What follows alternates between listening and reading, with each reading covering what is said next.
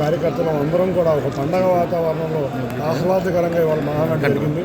ఈ మహానాడులో పలు తీర్మానాలు చేసి రాష్ట్ర పార్టీ దృష్టికి తీసుకెళ్తున్నాం.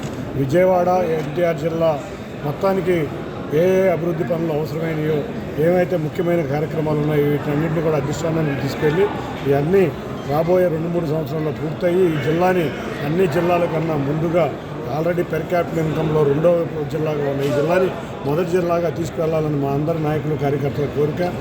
వాటితో పాటు సంక్షేమ కార్యక్రమాలు, అభివృద్ధి, ఆత్మవిశ్వాసంతో నడిచే పార్టీ తెలుగుదేశం పార్టీ. గౌరవ ముఖ్యమంత్రి నారా చంద్రబాబు నాయుడు గారి ఆధ్వర్యంలో మనం ఇవాళ ఆంధ్రప్రదేశ్ సమగ్ర అభివృద్ధి కోసం కృషి చేస్తున్న పార్టీ. వాళ్ళ గౌరవ యువనేత నారా లోకేష్ గారి ఆధ్వర్యంలో దేశంలోనూ ఏ ప్రాంతీయ పార్టీ కూడా కోటి సభ్యత్వాలు లేని పార్టీగా ఉద్భవించిందంటే అటువంటి గొప్ప నాయకులు, కార్యకర్తలు ఉండటం వల్లే ఈ పార్టీ విధంగా ఉద్భవించింది. ఇవాళ అటువంటి బృహత్తర కార్యక్రమం చేసిన నారా లోకేష్ గారికి మరిన్ని మంచి పదవులు ఇవ్వాలని ఇక్కడ ఉన్న తెలుగుదేశం నాయకులు, కార్యకర్తలు ఏ పదవైనా ఆయనకు అలంకారప్రాయమే. ఆయన చేసే కష్టం, ఆయన చేసే అన్నిటి ముందు.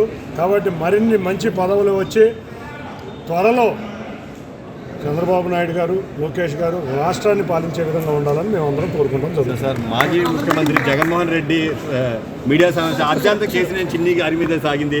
దాని గురించి మీరు కూడా కొంచెం స్టేజ్ మీద ఉత్కటంగా మాట్లాడారు. జగన్ రెడ్డి ఏదో మాట్లాడారని నేను మాట్లాడను. జగన్ రెడ్డి పరిస్థితి పులివెందుల ఎమ్మెల్యే, మా నాయకులు, కార్యకర్తలు, మంత్రులు, ముఖ్యమంత్రులు ఉన్నారు. నేను కూడా 7 నియోజకవర్గాల్లో గెలిచిన ఎంపీని. ఈ పులివెందుల ఎమ్మెల్యే నా స్థాయి కూడా కాదు. నా స్థాయి కాని వ్యక్తి గురించి మాట్లాడదాం, కానీ ఆయన మాట్లాడాడు కాబట్టి మాట్లాడుతున్నా.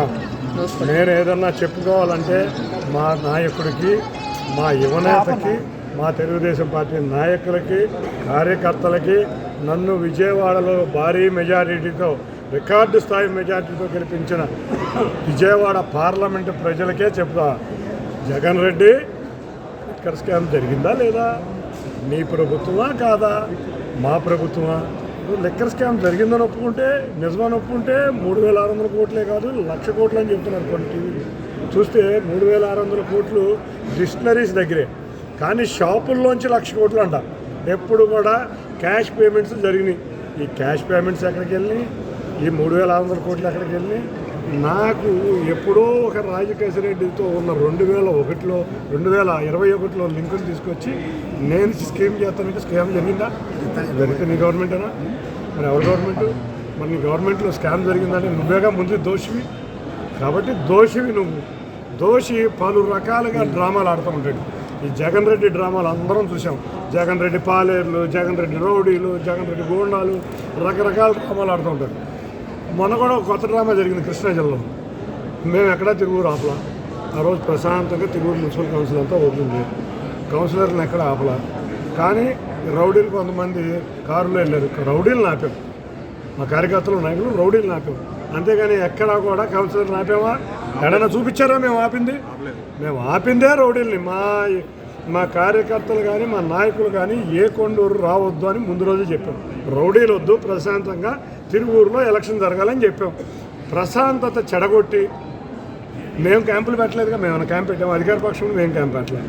నువ్వు క్యాంపులు పెట్టి కౌన్సిలర్లు దాచేసి అది పోలీస్ అధికారులకి కూడా ఎక్కడున్నారో తెలియకుండా చేసి ఒక రౌడీ మూకలను వేసుకుని వస్తే ఒక కార్పొరేటర్ కూడా గెలవలేని ఒక రౌడీ అని చెప్పుకునే ఒక వ్యక్తిని మా నాయకులు, కార్యకర్తలు ఆపి ముందు రోజే చెప్పాం. వేయకుండా దాటినాము అన్నాం.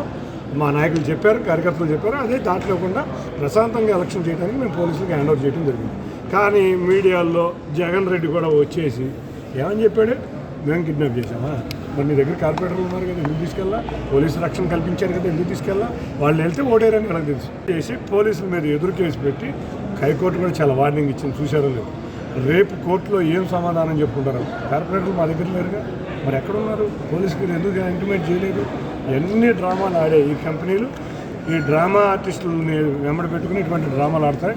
జగన్ రెడ్డి నీ డ్రామాలన్నీ ప్రజలకి బాగా అర్థమైపోయినాయి కాబట్టి నిన్ను పులివెందుల ఎమ్మెల్యే కింద నుంచోబెట్టారు. ఈ పులివెందుల ఎమ్మెల్యే నిజంగా ఇవాళ ప్రెస్ మీట్లో 3600 కోట్లు స్కామ్ జరిగిందని చెప్పుంటే ముందు అరెస్ట్ చేయాల్సిన ముఖ్యమంత్రినా కాదా? ఇంకా నాకెందుకు అరెస్ట్ చేయండి, నేను దోషైతే నన్ను కూడా అరెస్ట్ చేయండి.